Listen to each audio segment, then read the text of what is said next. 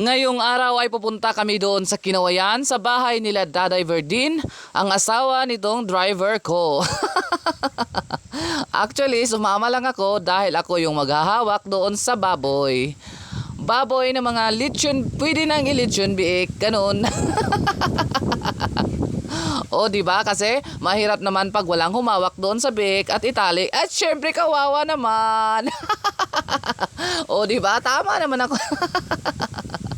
O di ba parang natakot na ako kasi umakyat kami dito medyo bangin kasi yung paakyat dito sa kanilang bahay. At ito na nga. Tinatawag ko yung mga aso dahil baka nga naman kagatin ako, di ba?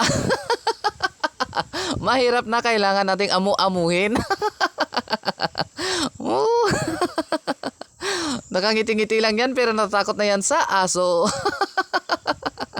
Siyempre, naiwan ako dito sa labas at inaamo-amo ko yung mga aso dahil hindi naman daw ito mangangagat, sabi ng pinsan kong si GFT.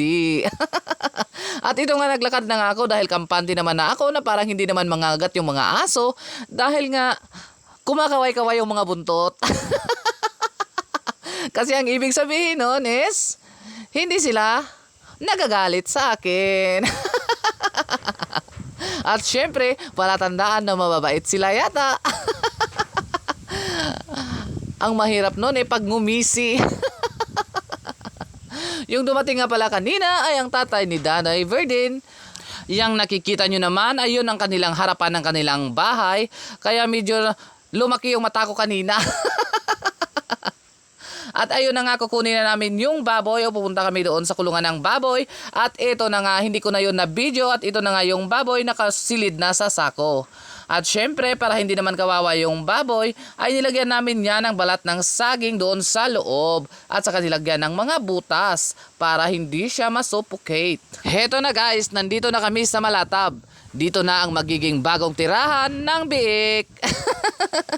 At dito na rin siya magpapaalam, ganon. Ayan na nga, pinapakawala na ni Gypty yung baboy. Ako nga pala yung gumawa ng tali niyan. Itinuro pa yan ng lolo ko. O di ba matalino ako, may natutunan ako sa lolo ko. Yung cute pala na bata kanina ay si Zion, yung anak ni Daday at ni Gypty. At ito na nga, medyo mailap yung baboy kasi nasanay nga siya sa kulungan. Ngayon lang nalagyan ng tali.